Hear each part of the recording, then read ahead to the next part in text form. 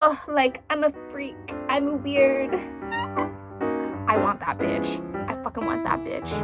Okay, this is a reach for the book. Men ain't shit type of situation. Hi, everybody. Welcome back to my YouTube channel. Is back talking about books. Finally, it's been over a month. I said that I was going to take this little hiatus because I was traveling.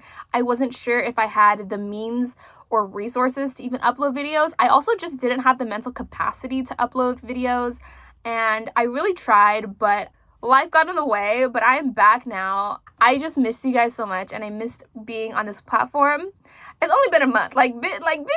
Let's just get into it. So I saw this book, 7 Days in June by Tia Williams, all over Instagram, TikTok, just everywhere.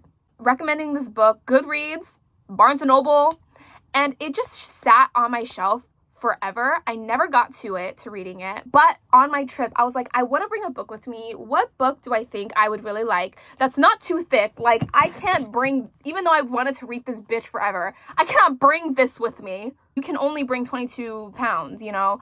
And so I decided to just bring this. I was like, I feel like I would like it. And I brought this with me and I absolutely devoured it. A little bit of an overview of what I thought of this book before we get into details. I gave it a 4.5 out of 5 stars.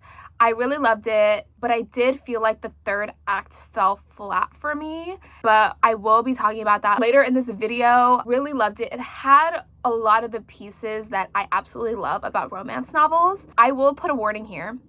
If you don't like angst at all, you're not gonna like this. I don't think you'll like it if you don't like angst.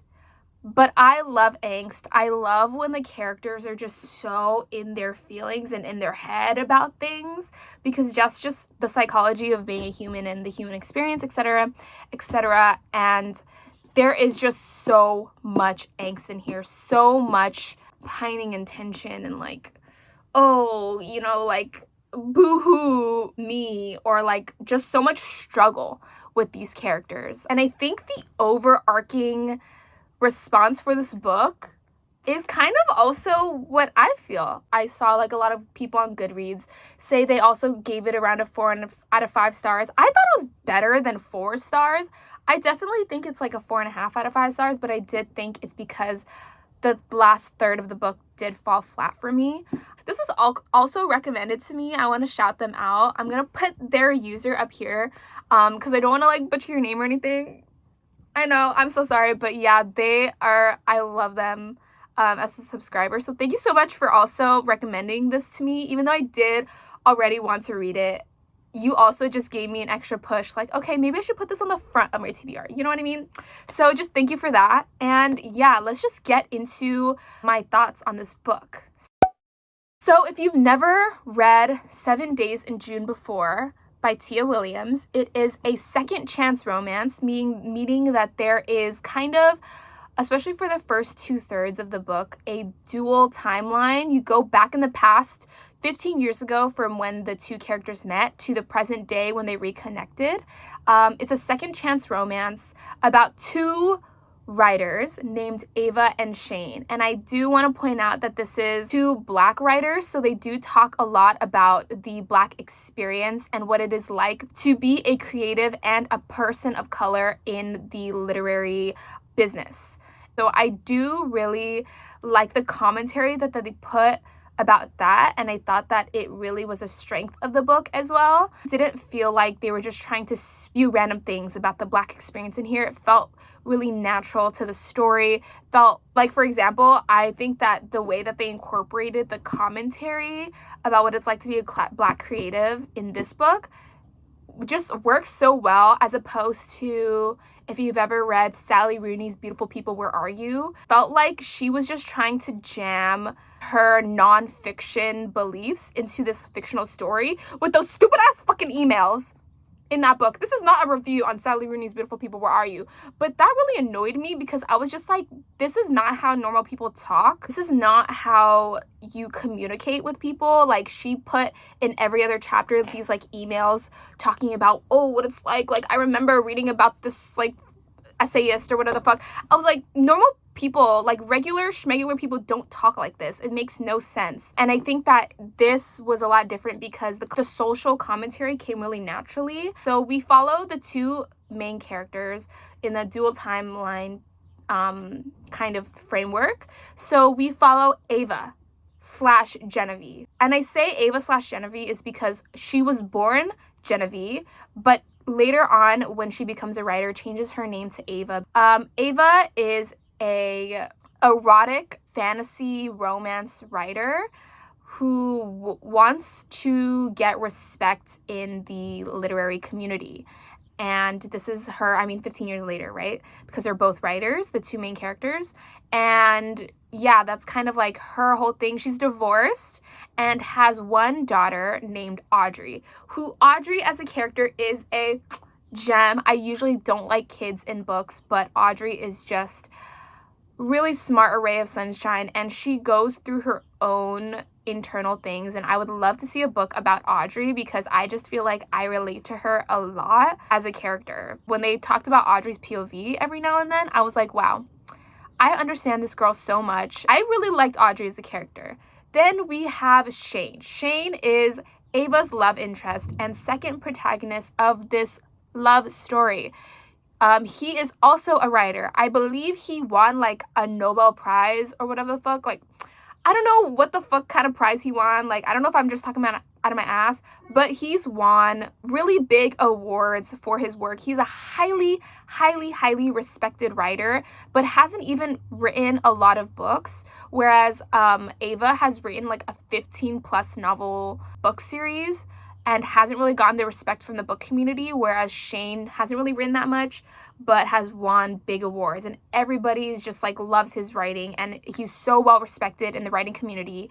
And he also is Mr. Angsty, hot, mysterious writer. He's won a bunch of awards, but no one has really seen him out in public. He's like really mysterious. And he's just shy. That's literally what it comes down to. He's shy and he doesn't like to go to social things. And that's kind of why he's mysterious, is because he's shy. But he has a soft spot for Ava. And this soft spot has been collecting for him ever since they met 15 years earlier when they were teenagers. I think they were like 17, 18 years old in Washington, D.C. Another important side character would be Ty, who Shane has this whole thing where he really wants to mentor kids and students. Shane is also a teacher along with being a writer, and he has this whole thing where he feels really responsible for mentoring these young kids who are just in bad situations, to lift them up, basically try to be second parents to these kids because no one was around him when he was a child. I don't know, it's like a whole thing, but you just have to read the book to like get the whole angst of it.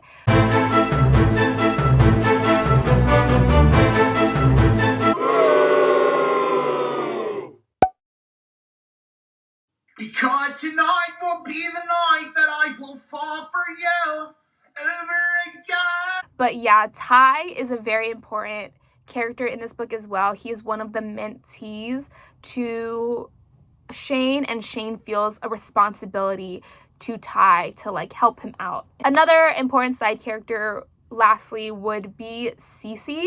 Cece is kind of the fairy godmother who's a little chismosa, which I love because Cece is so me, because I love to hear the gossip, and but I don't insert myself in the gossip like Cece does. But Cece wants to like bring Shane and Ava together. And then we get Genevieve, another important side character. For Genevieve / Ava's part of the book would be her mom, whose name is Lizette. When Ava and Shane first meet each other 15 years ago, it is basically a Romeo and Juliet story. It's insta-love. They just automatically feel super attracted to each other and feel like they understand each other because they're both weirdos. Like, they're both not normal. They're like so weird, and like they just get each other, you know, stuff like that. So they both instantly have this attraction to each other, but are also like, Shane just feels like everyone around him like bad things happen, because he has this whole backstory with his like foster parents, whatever the fuck, he's like, you should steer clear for me. But they both just feel really angsty and they're just not lovable. That's basically the problem that both of them have. Ava, a very important part of this book too, is that Ava experiences migraines, and I think this book really does a really great job at touching upon hidden disabilities, things that aren't visible but that people can be going through that really affect how you live everyday life. And Ava suffers these like intense migraines and tries to cover it up, and she is suffering all day every day a lot, and no one knows about it. And she has so much pain. She takes painkillers, and in these 7 days in June 15 years ago, when they were kids, I say kids, they were like 17, 18, they fell in love within 7 days of meeting each other. So that's why it's kind of like insta love, Romeo and Juliet type situation. Ava and Shane went through this like big thing of like drinking and taking a shit ton of drugs. They took a bunch of drugs because, first of all, Ava is always in constant pain, so these drugs really helped her, and she does take drugs in the present day as well to help manage her pain. And Shane is also just an alcoholic. He's addicted to alcohol, and every single book that he has written was when he was drunk. He's never written a book where he was sober. And they kind of go through this like whole thing of like trying to better themselves. This book has a bunch of angst and a bunch of stuff that they're both going through separately, but they just can't help but love each other. On top of that, the added fact that both of these characters write about each other in their books. Both of their works are all inspired by the other, and they're basically writing to each other through their published books. Ava's romance novels, the main protagonist in her romance novels are Shane, and Shane writes books about Ava. If you don't like angst, this is probably not going to be the book for you. It's also really cheesy angst, but the thing is like, I ate it up, okay? I eat that shit up, okay? Like, sorry. For example, there's this whole section for when they first met each other ever. Like, they're like sitting on the bleachers. Ava says, "You don't break your own bones. You're just antisocial and trying to freak me out, so I'll go away."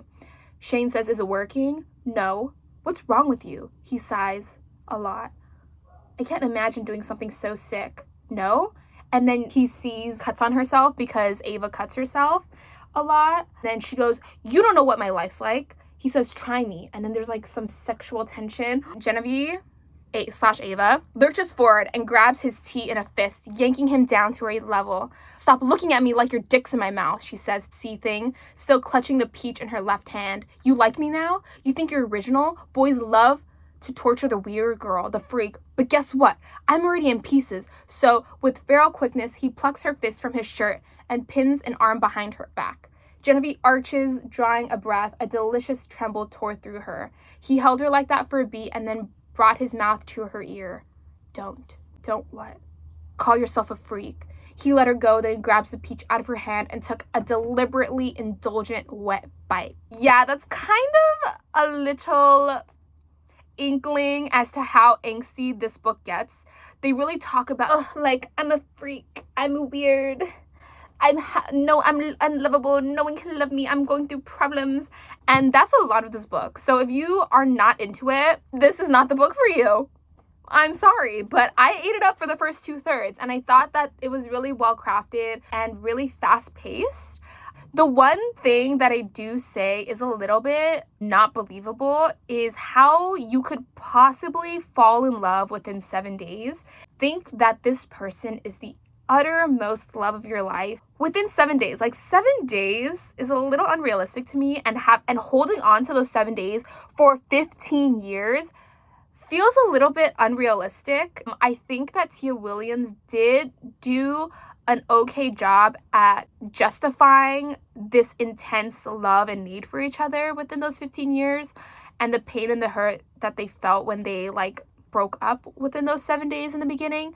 But even so, it just does feel really, really unrealistic that you could fall in love in 7 days and hold on to that and remember that person so vividly for 15 years. Okay, this is a reach for the book. I feel like this book being a second chance romance is absolutely perfect, because if this couple, Ava and Shane, had stayed together past the 7 days where they first met each other, they would have absolutely been so self-destructive and not been right for each other, and probably would have died together and destroyed one another because of their self-destructive behavior. I think that this being a second chance romance really worked because they both needed to work on themselves to be able to finally get together and have a healthier relationship. I do commend that about the book, the idea of self-growth, about Shane getting sober. For this story and this couple, this idea of a second chance romance is the best possible outcome and way that they could have come together. I don't think that these characters would have been the successful authors that they ended up becoming if it weren't for their time apart. Also, I do have to say that Shane is super Connell coded from Normal People. He's shy. Oh my god, he's a writer. Like, oh, blah, blah, blah. And he's only comfortable around Ava. Like, he doesn't like to be around other people except Ava. And I'm like, I want that bitch. I fucking want that bitch. Ava's a lucky motherfucker. Ava's so lucky. So yeah, those are kind of what I really did like about the book. I also did really like the side characters like Ty, like Audrey. I think that they were not really focused on too much, but they were developed enough where you really cared for them and what they were going through. Also, the character of Lizette, which is Ava's mom, was, I think, really well done. You kind of see the person that Lizette is and why Genevieve/Ava doesn't really talk to her mom or like her mom, for that matter. The things that I didn't like is the insta-loviness. Who insta-lovey? Also, it's so melodramatic. This book is so melodramatic. For example, there's aspects of The Notebook in here. There's like kind of a mystery, right? Where they broke up within 7 days and then they don't talk to each other 15 years. What happened? Why did they break up? It says that Shane left Ava because she woke up on the 7th day and he was gone and her mom was there. Shane just left her, right? And this is some Notebook ass shit.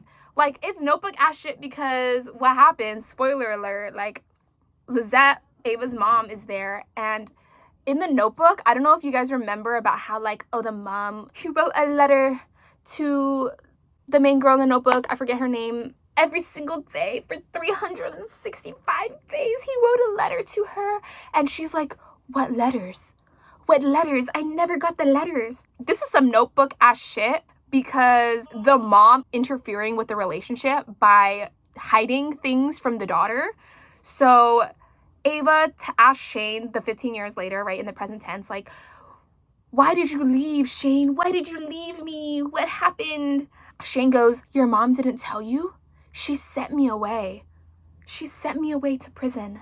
And so he was in prison because the mom sent her away, but that information was withheld from Ava, and she thought that Shane just left her instead of being sent to prison by her mom. Because her mom was like, all men leave, honey. Men ain't shit type of situation. And so that's kind of like what happened. It's like the mom's interference. I was like, this motherfucker reminds me so much of The Notebook in that way. Like, really, the mom's interfering like that. Because the mom was jealous. The mom was jealous of the love that Shane had for Ava. Another thing that I did wish we got of in this book was more from Shane's perspective. You really see why Ava loves Shane so much in the way that he's really just been there for her, wants her to be happy, wants to take away her pain. And you see that throughout the book. And a lot of this book is in Ava's perspective, I feel like a little bit more than Shane's, even though we do get his perspective as well. He is really self-destructive, but I just wish that we got more of like why he's like just so in love with Ava, besides the fact that she's like the happy to his grumpy, you know? But I don't know, like I just really wanted to get more from his perspective. On top of that, I did give this a 4.5 out of 5 because the last third, it just really fell flat for me.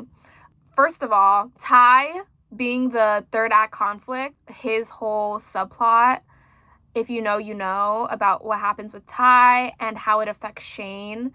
I don't know how I felt about that. The whole third act breakup between Shane and Ava, I don't know how I felt about it because they got back together at the very, very end of the book. Shane and Ava got back together within months.